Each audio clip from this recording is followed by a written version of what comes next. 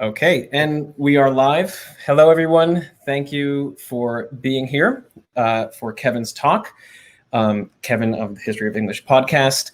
If this happens to be your first session for the day, all you really need to know is that there will be an approximately 20-minute long talk, which Kevin might go a little bit over that, and then there will be time for Q&A. And Kevin will be doing a follow-up conversation with me after this. So if you have questions that don't get answered, you can ask them there. And you can ask your questions with the Ask a Question button at the bottom of the screen. You all seem to have figured out how to use the chat very well. And that's all you need to know. So let me get out of Kevin's way and turn it over to him. All right. Thanks, Ray. Hello, I'm Kevin Stroud of the History of English podcast. You finally get a chance to see me rather than just hear me. I'm going to talk with you today about the Proto-Indo-European language. And from time to time, I may look in this direction because I've got a few notes over here to guide me, but I'm not going to read it. I'm just going to kind of tell you my thoughts. So this is going to be a loose presentation. But when this panel was being organized, we were told that the theme of the panel would be hidden voices. And for me, I obviously knew what I was going to talk about because the Proto-Indo-European language is considered to be the ultimate ancestor of English. It's where English ultimately came from. But unfortunately, we do not have a written language. The language existed, as far as we know, before a time that writing existed, at least in the part of the world where it was spoken. So we don't actually have a written language. All we have is a reconstructed language.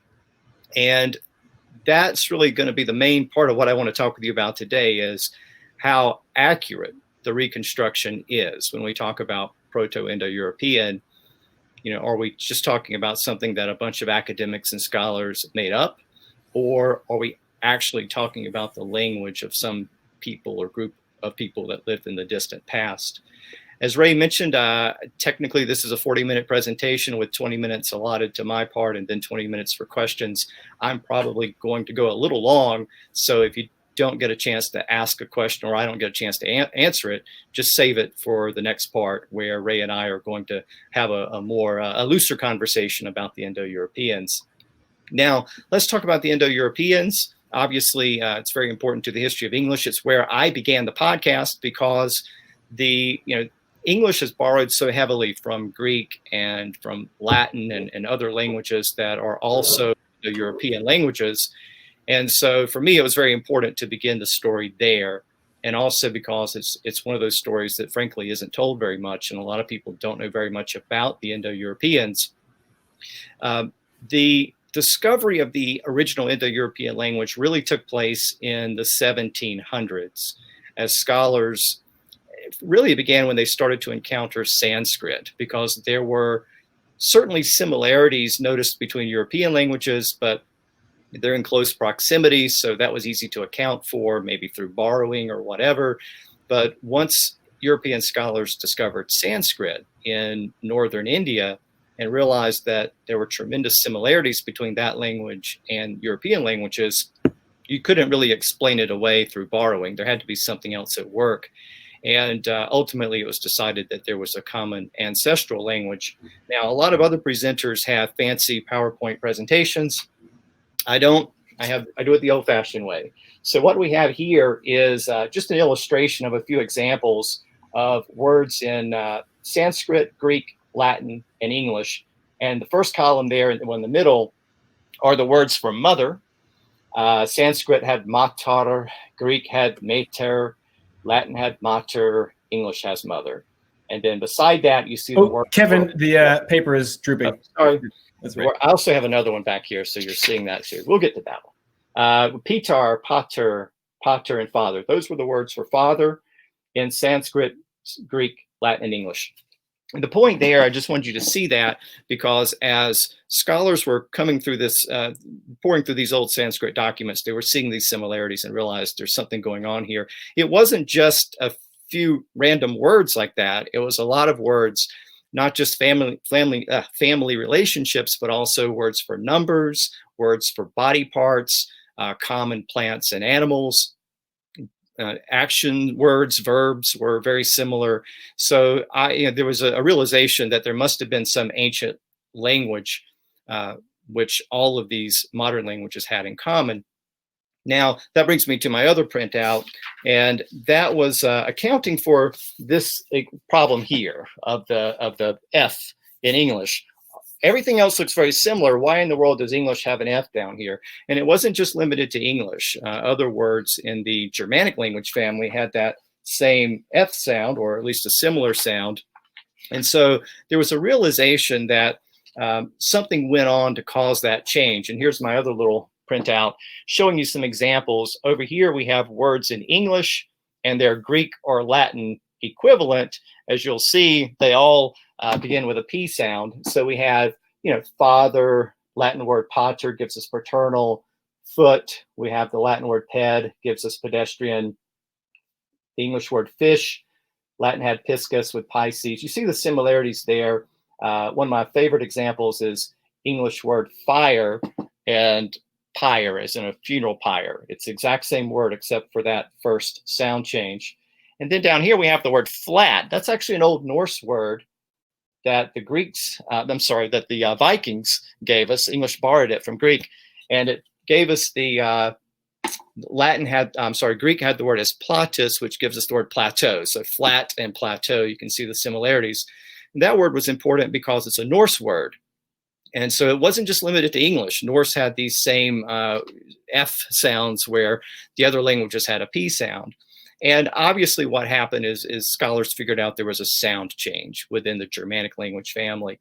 And they set about discovering these various sound changes that existed within each of the modern European languages. So within the Germanic languages, there are about 9 or so major consonant changes and then a few vowel changes. Within within Latin, there were a series of separate sound changes. Greek had some as well. And once scholars had pieced together that information, that gave them the ability to recreate or reconstruct the original Indo-European language, because all they had to do is take various related words within the modern Indo-European languages and then just apply those sound changes in reverse.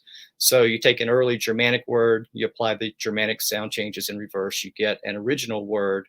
You can do the same thing in Latin, use the Latin sound changes and so on. And theoretically, they should all converge. They should all meet in the same place and produce basically the same reconstructed word. When that happened, scholars were confident that they had reconstructed an original Proto-Indo-European word. Proto, of course, means first. So this was a language of the first speakers of this ancient language, the mother language of all modern Indo-European languages.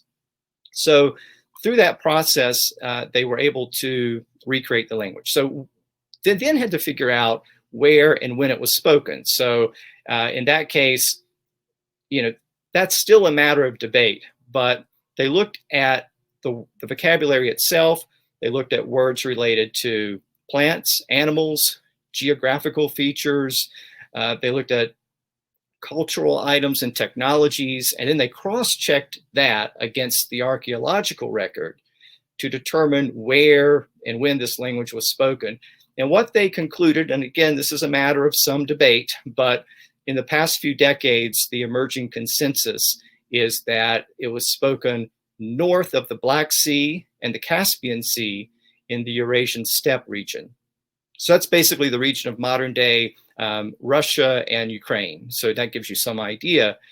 And then they also considered who lived there at that time. They think it was spoken between about 4500 BCE to about 2500 BCE.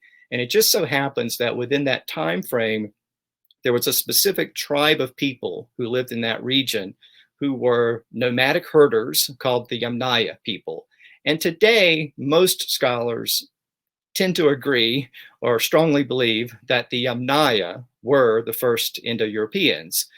And I think after this presentation, Ray and I are going to talk a little bit more about the Indo-Europeans, and I might have a little bit more to say about that controversy. But for now, that seems to be the emerging consensus. So that leads to the big question. Is this reconstructed language that we have today the language of the Yamnaya herdsmen? if you could learn modern Proto-Indo-European, and you can learn not just the words, but the grammar has also been reconstructed. If you became fluent in modern Indo-European and you could travel back in time 4,000 or 5,000 years and met the Yamnaya in person, could you speak to them and be understood? That's the big question. No one can say for certain, but I'm going to kind of give you some thoughts about that, because it's not that simple. So let's begin by considering the process itself. It's a well-accepted process. Most academics, most scholars agree that using this process of reconstruction, you can get close to an ancient language that was spoken in the past. It might not be a perfect reconstruction, but you're getting closer within the realm of possibilities, kind of in the ballpark of a language that was spoken in the past. It's also been given credibility by the fact that there's a predictive aspect to it. Scholars have been able to predict sound changes that did not exist in writing, but were discovered later. And that's pretty amazing for this technique. In the 1800s, there was a scholar named Ferdinand de Saussure, and he looked at the Proto-Indo-European language and saw that there were certain sounds that had shifted forward in the mouth. And he knew, just based on principles of linguistics, that there had to have been an original set of sounds, very unique sounds in the back of the mouth in Proto-Indo-European, but none of it existed in the reconstructions, because they didn't exist in the modern languages, and the reconstructions couldn't pick them up. And then in the early 1900s, the Hittite language, spoken in modern-day Turkey, was deciphered, and scholars realized it was an Indo-European language. And it turns out that language has those sounds, the sounds that Saussure had predicted had to be there in the original Proto-Indo-European language. It appears that Hittite actually has sounds that match what he was predicting. So that gives this process additional credibility and suggests that we're onto something. We're not just making this up and entertaining each other with these reconstructions. We're actually getting close to something that really existed in the past. But there are limitations. The first limitation is the fact that we don't always have a lot of cognates. We don't have a lot of words to pull from within the various languages. So for example, we might have the examples I gave earlier of mother and father. Those words are spread out among many different languages. You can reconstruct within those languages and get back to something that appears to be an actual root word. But sometimes we only have cognates within maybe 2 different languages, sometimes just in one language. And that makes it almost impossible to come up with an accurate reconstruction. And that's why there's still some debate among scholars as to the Proto-Indo-European vocabulary. Everybody doesn't agree on all the reconstructions. So that's a problem. That's a limitation. The other problem we have is that the Proto-Indo-European language assumes a uniformity in the original, amongst the original Indo-Europeans, a uniformity of speech that almost certainly did not exist. So the first thing we have to consider there is the geographical scope of the Yamnaya people. They cover a wide range of Eurasia, and they were nomadic herdsmen. They were always on the move. They did not live in fixed settlements. So it wasn't like large numbers of people lived together and spoke the same language. They were divided in smaller units. They moved around a lot. They might have occasionally encountered other similar units, but that creates a perfect environment for linguistic diversity, for people to speak different languages and different dialects. Also, there was no written language, and there was no formal educational system that we know of. And again, all of that suggests very heavily that we're not dealing with one language or one dialect anyway. We're dealing with probably what was tremendous variation and tremendous dialect variation. The other factor is the time frame. Let me take a sip of water. As I mentioned earlier, the time frame for the Proto-Indo-European period has been estimated to be from about 4500 BCE until about 2500 BCE. So that's 2,000 years. Now, I mentioned in an earlier episode of the podcast that a general rule of linguistics is that within any given language, since all languages are constantly changing, if you pulled a speaker from within any 1,000 year period, if you had a speaker at the beginning of that period trying to communicate with a speaker at the end of that period, they probably would not be able to communicate with each other, if at all, certainly not very well. That's certainly true with English. If we go back in time 1,000 years, we're in the late Old English period during the time of Beowulf. If you've ever read Beowulf or heard Beowulf spoken, you'll know that it doesn't sound anything like modern English. You might hear a word or two. That's about it. So that's a problem just in 1,000 years. If we go back another 1,000 years, we're now in the era of the Proto-Germanic language, when all the modern Germanic languages, English, German, Dutch, all the Scandinavian languages, they were all one language at that time. That's how far back in time we go. And you can imagine how different that language would have been. So imagine trying to take that 2,000 years of history from Proto-Germanic all the way through Old English, Old Norse, Old High German, Old Low German, and then all the way into the modern period with English, German, Dutch, Scandinavian languages, and taking all those different manners of speech and lumping them together and saying, this is one language, this is Germanic. Yeah, they're related. They evolved out of the same source language, but they would not be able to communicate with each other very well. Even within English, we would have a tough time communicating with someone who lived more than 7 or 8 centuries ago, and probably not even that far back. We would run into difficulties. So there's the problem with a 2,000 year time frame for Proto-Indo-European. And even if the languages at that time didn't change as much, you're still, you're just simply not dealing with one manner of speech. There would have been way too much dialect variation to think of it in terms of the actual language spoken. You can't really think of it as being one language. It would have been way too much linguistic variation at the time. By the way, I gave the example of the Germanic languages. You can do the same thing with Romance languages too, obviously. If you take them back 1,000 years, you're dealing with the very earliest forms of Spanish, French, Italian, Portuguese, Romanian, and so on. You go back 2,000 years, you're in the era of Latin. So again, very different languages. You may wonder why then that Proto-Indo-European is defined so broadly. Why do we, identify it over a course of 2,000 years? Well, it's the best you can do with what we have to work with. And again, I'm not a professional linguist, so I'm telling you what the experts came up with. But they came up with this because you can't narrow it down much more than that. You can define the end of the period because you know that it's the mother language. So once you have the daughter languages in place, you have Hittite and ancient Greek and Sanskrit, you know at that point that you're beyond the period of the original proto-language. It's evolved into something else. It's fractured.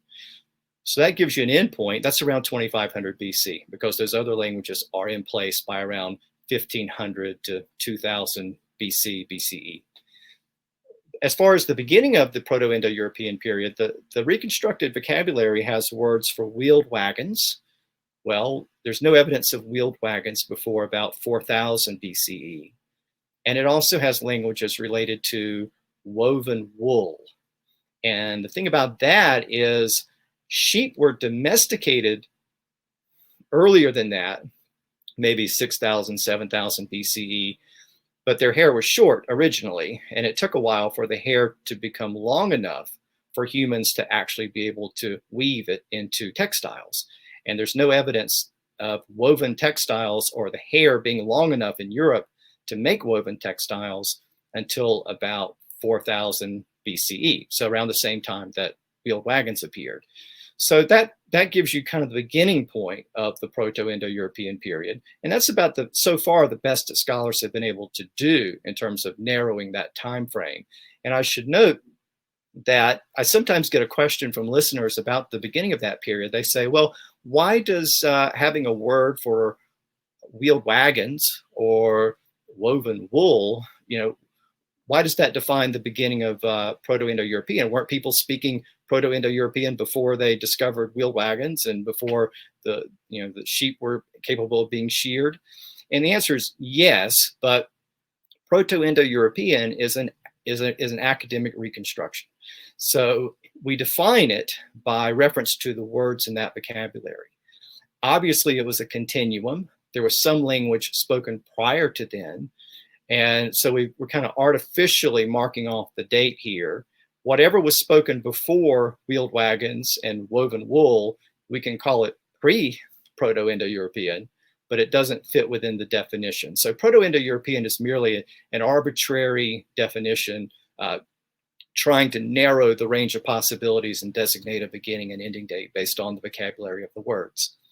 Okay, so having said all of that, I want to mention one other aspect of this, which has to do with Latin.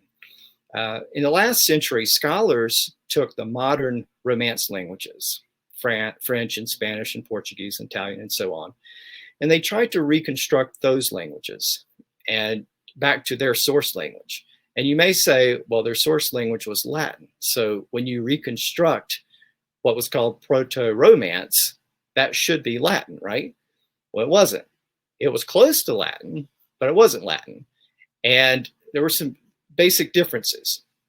And what scholars have the way they've explained that is that Latin the modern Romance languages did not evolve directly from classical Latin, from the Latin that was written and that we learn today if you learn Latin in school. It evolved out of a later form of Latin. Late Latin, as it was emerging, is through the vulgar Latin dialects and then into modern Romance languages. So when you reconstruct those modern Romance languages, you're getting back closer to the language that it evolved from, but that wasn't necessarily classical Latin. So that's an interesting aspect of this. And it shows you how difficult it is to pinpoint, the actual language that was spoken based on reconstructions, but it's getting you closer to what that language was. And I think that's the way we have to think about it. So what can we say about the true nature of Proto-Indo-European, or at least the modern European languages? I think we can say that they're all modern Indo-European languages are part of a shared family. They did all evolve out of a common set of dialects or manner of speaking. But I think we also have to acknowledge and be willing to say that it wasn't a uniform language. It wasn't a single uniform language in the way that we tend to think of languages today. It was a broad manner of speaking. It encompassed a broad geographical area, a broad time frame. It encompassed a wide variety of dialects. And all of those dialects, though, were related linguistically. So I don't want to say there were many different languages that it evolved from. I think the scholarship would say that they were all related within the same family, but again, tremendous dialectical variation at the time. To a certain extent, I think we have to think of Proto-Indo-European as an approximation, sort of an amalgamation that simply doesn't and can't take into account those specific differences. To a certain extent, the term Proto-Indo-European promises more than it can deliver. And I say that because, it implies a uniformity that didn't really exist. Proto means first. That implies one. Language also, saying it's a language implies uniformity, which it probably was not. But again, if we think of it as just a collection of related dialects, I think that's probably getting us closer to where we should be. I guess rather than calling it Proto-Indo-European, you could call it the abstract amalgamated Proto-Indo-European reconstruction, but that doesn't exactly roll off the tongue. So we're probably going to stick with Proto-Indo-European for now. And I think the last thing I would say about it is, linguists aren't trying to pull the wool over anyone's eyes, if I can use that phrase. It is what it is. And I think linguists would tell you it is what it is. It's a reconstruction. So you can't really think of it as being the actual language of people that's spoken in the past. You just have to think of it as, again, an approximation that gets us closer to whatever that language or group of dialects really was.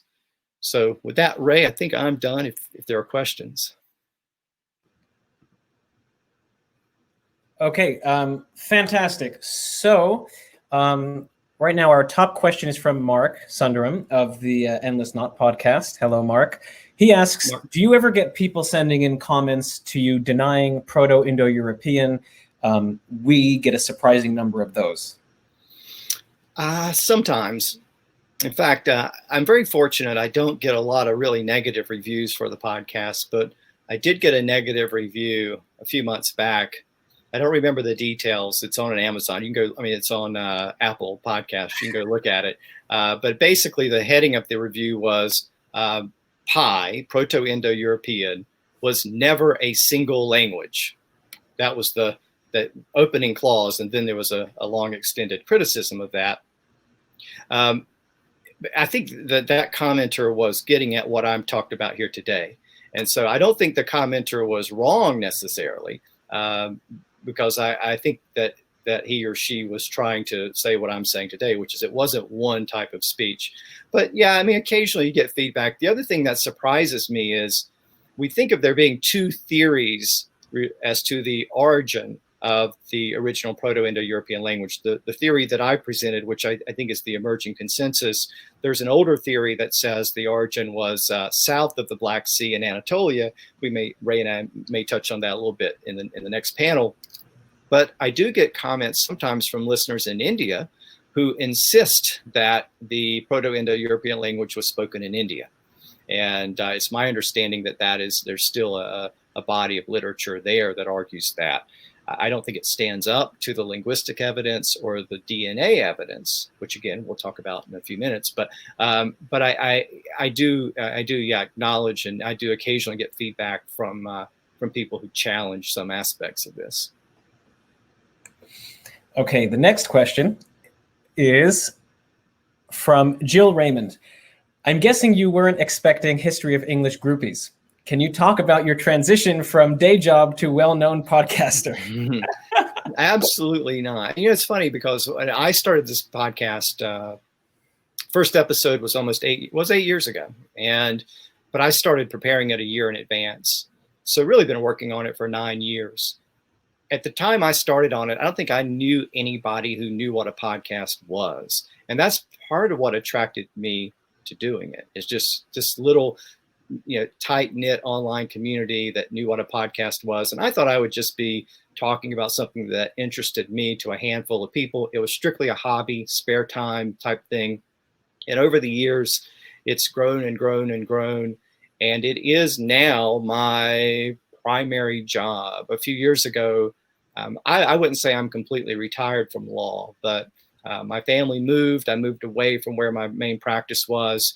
And so for the last 3 or 4 years, the vast majority of my time has really spent researching and putting the podcast together. And I still do some legal work, but yeah, it's become, and it's grown with podcasting, as just a medium itself.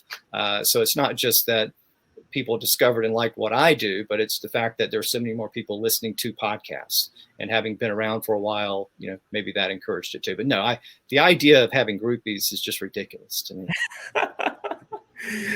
Oh, fantastic. Okay, the next question is about Old and Middle English accents, and how you determine the accents that you're going to use, or that were used, or your methodology there. So I try to follow it phonetically, and that's one of the good things. I get this question a lot. How did you learn to speak Old English or Middle English? And the answer is really, this was an era before dictionaries and spelling books. So people wrote the language phonetically. That's 90% true. There were some spelling conventions, so you have to be accustomed with them. And there were letters that were used then that aren't used now. And there were certain sounds the letters represented then that they don't necessarily represent now. So all you have to do, though, is really account for that. And then I just pretty much read it phonetically. I also am an avid collector of anything that I can find anyone speaking Old English or Middle English. And so over the years, I've listened to a lot of it and tried to get a sense of the sounds and pronunciations. And there's not an agreement as to any of that. And the wonderful thing about it is there aren't very many people who can tell me I'm wrong when I'm reading it. But I try to adhere to the generally accepted rules of pronunciation. I have an accent myself, so even when I read it, I'm still gonna have an accent. The episode I released this week takes into account a couple of vowel shifts related to the Great Vowel Shift, And I've already gotten feedback from a few listeners who said, what's the deal with your accent? Your accent changed. And all that really changed were a couple of vowel sounds, which I intentionally changed to reflect the changes I was discussing in the episode. So the E sound I pronounced as A, which was an early change in the Great Vowel Shift. But suddenly it sounded different to everybody. Like, what kind of accent are you doing? And I'm just changing a couple of vowels. That's all I'm doing. I will be changing more vowels as I move forward because there are more vowel changes. But it's really just a matter of following along with the text and using the rules of pronunciation that are generally accepted. Okay, our next question is from Bill. He asks, what do you think about The Horse, the Wheel, and Language by, I think that's David Anthony. David Anthony, mm-hmm. Yeah. And do you think it's possible to learn about Proto-Indo-European without wading through lists of artifacts from burial mounds with names like something I can't pronounce? Well, I'll say this. The David's book was an early inspiration. In fact, if you go back and listen to those first 10 or 12 episodes, I mentioned David Anthony's book a few times because it was such a primary resource that I needed to give it credit. And I'm glad I did that because even though the book at that time was not that old, it's turned out to become really almost a Bible in a sense of this area of linguistics, because almost everybody these days that writes about Proto-Indo-European refers back to his work. And it was so important because he was an archaeologist by trade, not a linguist. So his idea was to take the archaeological evidence of that region and try to marry it with the reconstructed language to see what it produced. And he was really one of the leading experts in making a forceful argument that they lived, the Proto-Indo-Europeans, whoever they were, lived north of the Black Sea and Caspian Sea. And he pinpointed the Yamnaya, which, as I said, I think has become more generally accepted today. Ray and I, after this, when we do our panel, we're going to talk a little bit more about that because there's some recent DNA evidence that has shed even more light on this that has been, released, and studies have been done since I started the podcast. So it wasn't available when I did my discussion of Proto-Indo-European. And the good news is that it confirms what I presented. So I'm glad it didn't contradict everything, but we'll talk more about that in a minute. All right, next question from Alexander.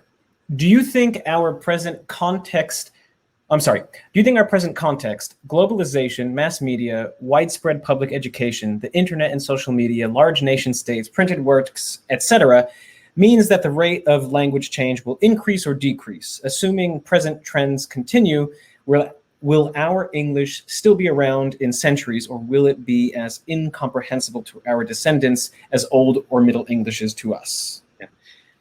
It's a great question. And I get asked that a lot. And I'm not a professional linguist, so I'm just going to give you my personal opinion on that.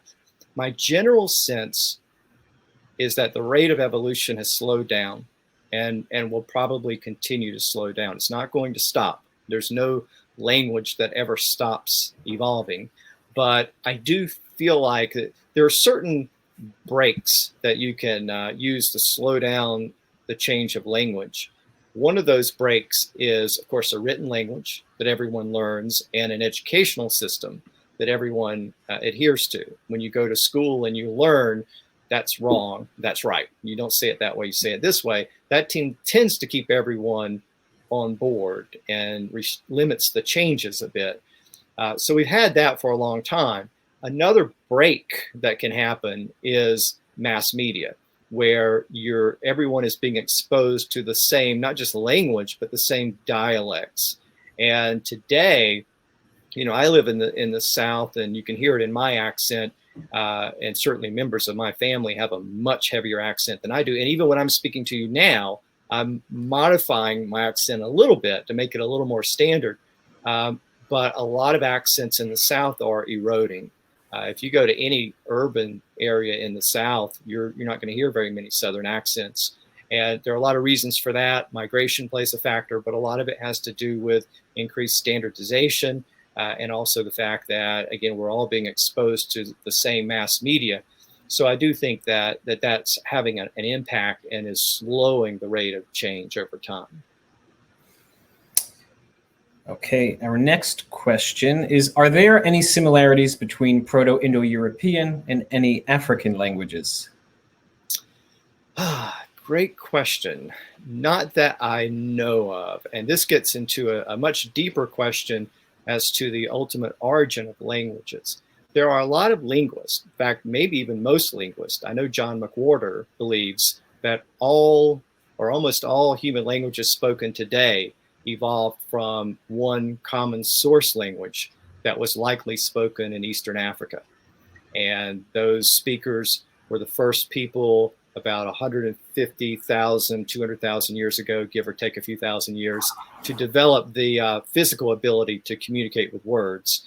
And there's also, again, DNA and archaeological evidence to trace the migrations. So it's believed that they carried their words with them. Any connection, though, back that far, would be impossible to establish today. And I'm not aware of any connection. The Semitic languages that are spoken in North Africa are not related. It's a separate family of languages, not let's say not immediately connected to Proto-Indo-European. There are some linguists out there who try to make these larger connections between different language families, and they argue for a greater Eurasian language family, which includes Indo-European and some others. Maybe if you went back in time, you might be able to establish some connections with the Semitic languages, but most modern linguists don't make those connections. All right. Next question is from David. One theory I've heard linguists make is that English is in the process of reacquiring a formal-informal distinction for the second person pronoun, not thou, but you in the internet age. That's you, just the letter, with YOU remaining as the formal form. What do you think? I don't know. I don't think so. I see what you're saying. There are lots of conventions on the internet that don't necessarily apply beyond that. I think if it moves into written documents, into books and magazines and other literature outside of the internet, I might accept that a little bit more, but I'm not entirely convinced of that. What I do think is going to happen, though, is English will have to decide what to do about its second person plural singular problem, which is that we use the same pronoun for both. If I'm talking to Ray right now, I say, hey, Ray, how are you? If I'm talking to all of you tuned in right now, I say, hey, how are you? I'm using the same pronoun. We don't make a distinction. So we have to make an artificial distinction by saying you all or y'all or you guys or yins or something else. And I do think eventually English is going to settle on something. I talked about that at this conference last year in New York. So I'm not going to go into that again here, but I'm not convinced about the letter U as being used in contrast to YOU yet. Maybe one day, but not yet. Okay, so this will be our last question for this session. What do you think caused the great vowel shift? Also on Wikipedia, they say something similar happened to German. So there are sound shifts within German. I'm not going to get into that because I don't know as much about German. There is something called the Second Germanic Sound Shift, which is what distinguishes modern German from modern English and the other Indo-European languages. I'm not as sure about the vowel shift, so I can't really address that. As far as the cause of the great vowel shift, I'm going to touch on that in the future episodes of the podcast, but I definitely think it has to do in part, and linguists don't know, that's the short answer, but I think it has to do with movement and migration of people around England into places like London, where there was a mixture of dialects and accents. And I think that was a major factor. Okay, well, I guess we can wrap up this session here. If anyone has any other questions that they would like to ask Kevin, he and I are going to do a conversation in 5 minutes. And yeah, we'll be talking a little more loosely about Proto-Indo-Europeans. Specifically, or at least one of the questions we'll address primarily is, why don't more people know about the Proto-Indo-Europeans. Why is their history so obscure? Why have they been locked away in academia for so long?